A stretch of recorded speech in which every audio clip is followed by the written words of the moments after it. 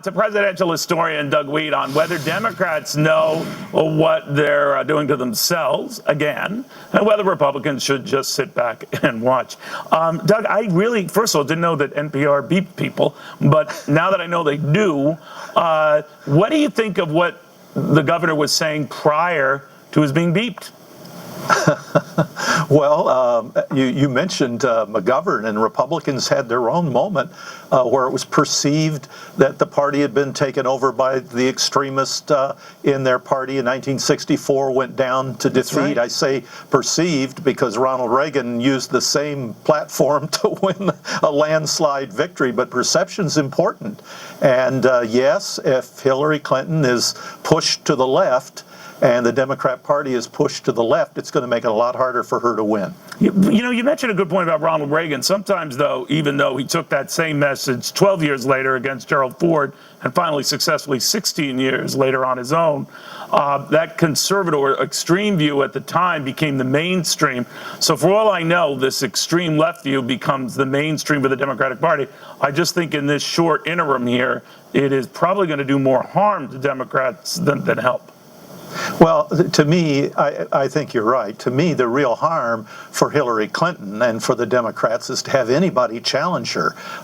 She's been able to keep challengers out, because if the discussion is anything other than wouldn't you like a woman to be your next president, she's going to be hurt. If it's foreign policy, all of these scandals are now tumbling out of the closet. If it's economics, if O'Malley's be able to do that, that too will be an issue. The American people want a woman elected as president. They just don't want it to be Cersei Lannister. So they see this big Nigerian donation, and they see right. Boko Haram not being named terrorist. This spells trouble for Hillary.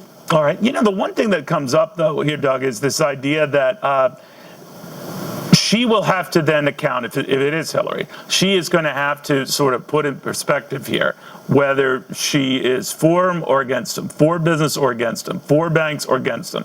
The extreme left will tolerate very little middle ground. And I'm wondering, with the American electorate that largely lives in that middle area, is that going to tick them off?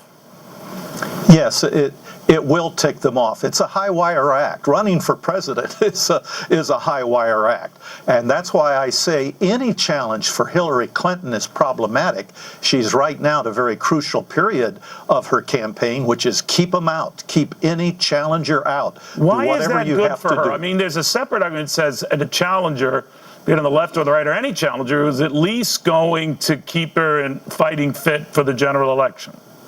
You know, Richard Nixon said that one of the biggest mistakes he ever made was in his re-election in 1972, not working harder to keep those challengers out. There was one on the left and one on the right. They hardly polled any numbers at all, but it so troubled and slowed down his campaign, it led to some of the scandals. So it is troublesome to have a challenger. If Hillary can get into the general election, there's not a lot of time to debate all of the intricacies of these donations to the Clinton Foundation.